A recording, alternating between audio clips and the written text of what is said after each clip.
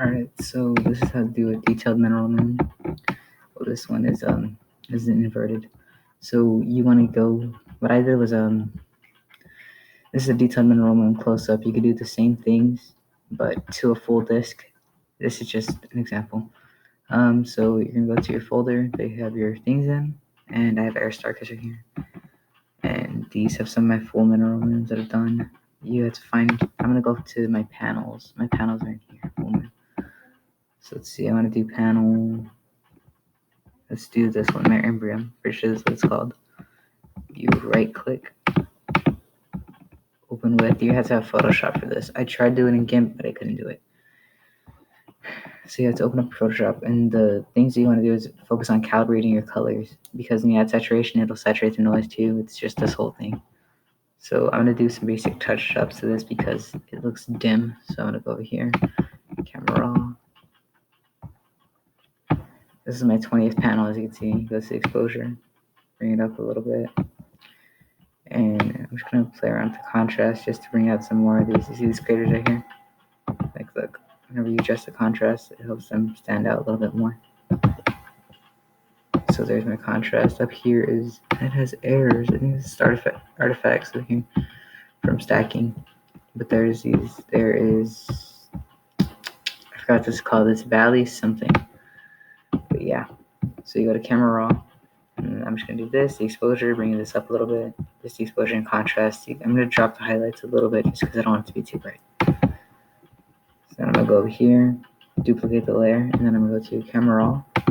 Okay, so wait, before you do this, I also just remembered, you want to make sure that this looks like it's in black and white, but it's not. Whenever you open up pip, let's say I have an AVI. As soon as you open up pip over here, sorry, this is sloppy. And let's say you do sort of lunar close up, you can go to processing options, and I'm shooting with a one-shot color camera, so you do. So I turn off this, so it still has all the color data in there, and you change your. It'll put, let's say, it'll put the anchor box like over here in a black area. You have to set it to where there's an area of high contrast. Like, let's say you put the anchor right here, and there'll be coordinates like an XY chart. So you put it like 1,200 and like 800 right here, and it'll make a little box like this big. You could adjust the height and width in here too. Right here, you just max this out by clicking 0, put a 0 behind it, and it'll max it out. And you test options, and it'll make a bigger square. And then whenever you process it, you open the folder, do auto stacker. You know what to do after that. I have a tutorial that I'll put an iCard up here for right now. So then that's how you keep this as in color. So you go to filter, camera raw, and you wait. Why is it in full screen? I don't like when it's in full screen. So you want to go to saturation, crank it up, vibrance, crank it up. And now it's super grainy and stuff. Aristarchus does have the blue, but that's because it just turned the vibrance to 100. So you want to adjust your temperature and tint until it gets to the same, basically balanced. You use your tint to finalize it, just to get really close. Just adjust these just to get them as close together as you can. That's the best you're gonna get. And you go ahead and drop your vibrance. This is just how I do it. I learned this part from Matt. Insert dash name here. Put his link in the description. So you see how you added a little bit of color, but it's not super saturated. So you're gonna go ahead, copy that layer, and then you're gonna go to filter, camera raw. Don't click this one, that does it automatically. So control or something like that. There you go. So you see you still have the browns and the blues up here. So you wanna go to, let me just fix that. Saturation. I'm gonna crank this up just to see how it looks.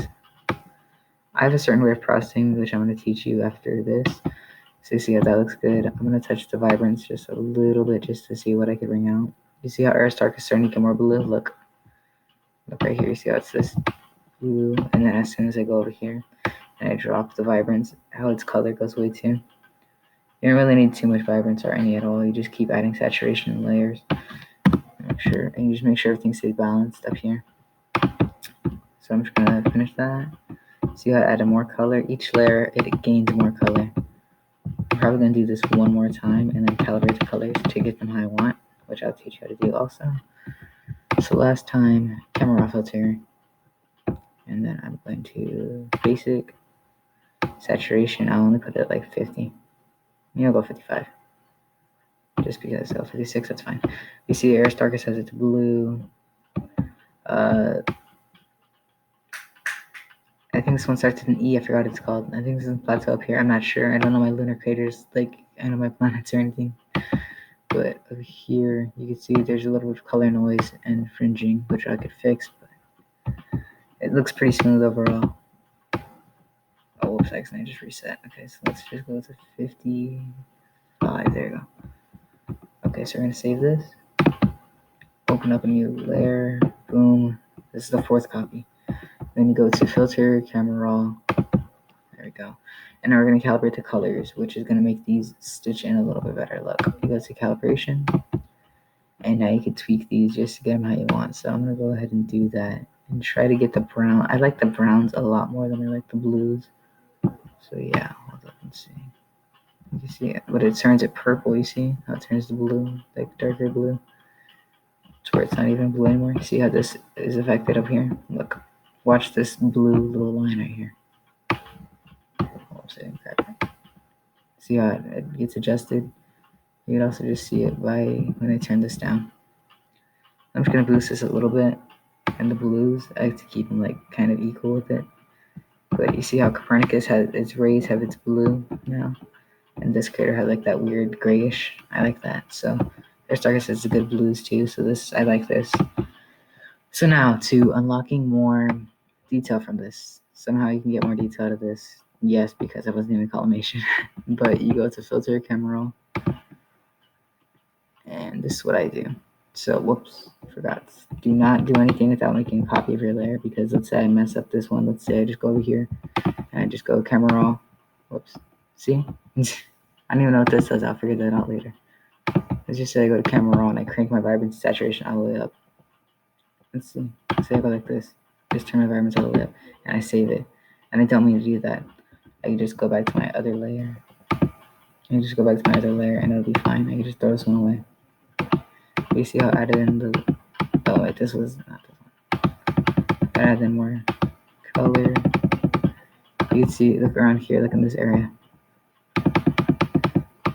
It added in the color, it fills in the little bits. Okay, so this one's going to be noise reduction. Oh no, we're going to do a little bit of sharpening first. No, we'll do, I usually do noise reduction first, which is weird. I think I should do that the other way around. You see how this, like, see how it's grainy and stuff? Boom, reduces the noise, and it kind of is a little too aggressive, so I put it at 8. There we go. See how there's all this color noise on here? Right here. Look right there, you see? And boom, color noise gone.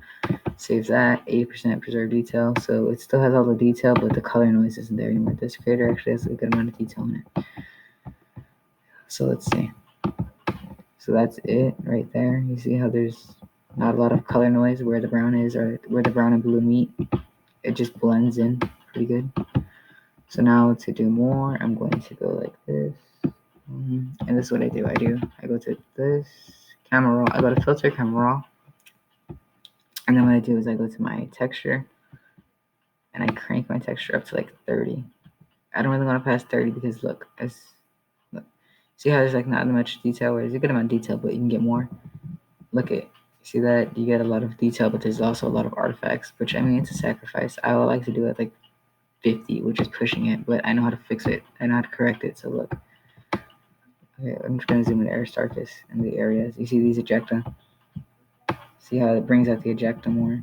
That's really all it's doing, is just bringing out the colors and just slight sharpening. I'm gonna go like that, and then I'm gonna adjust the clarity, which it affects like this region. Look, see? So I bring the clarity up to like 30, just so it adds like layers. It feels like it adds more depth to it, basically. And dehaze, I also use this slightly just to, add a little more contrast. You see, it also affects. Look up here, right here. You see how this affects that? Because like, look, this looks super weird and ugly. I would never do that. But if you do it like 15, is probably the farthest I'd go. Like that, you can start to get. Oh my goodness, where's that to the fall? Okay, I go like this. This one's around here. No wait, let me just dehaze. Okay. Yeah, this is probably the most I'll go. 20, like up to 25 is probably the farthest I'll go. But I think this is like noise reduction artifacts over here. Whatever. But yeah, there's a lot of like detail in here. It's not gonna, no one's ever gonna zoom in that much unless they download the image and stuff like that. So yeah, that's just how I see this. These mountains right here look really cool, leading my embryo to this other Mari up here. Fix saturation a little bit, just a little boost, just so you get this blue back. And then Aristarchus has color again. And now it looks it looks really good, but there's all this, like, it looks grainy. You see right here? So then I make a copy, and then I go to filter, camera raw filter. No, wait, I don't do camera raw.